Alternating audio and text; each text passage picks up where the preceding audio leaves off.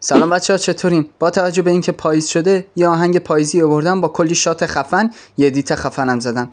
امیدوارم خوشتون بیاد و نظرتونم راجع به این آهنگ بهم بگین.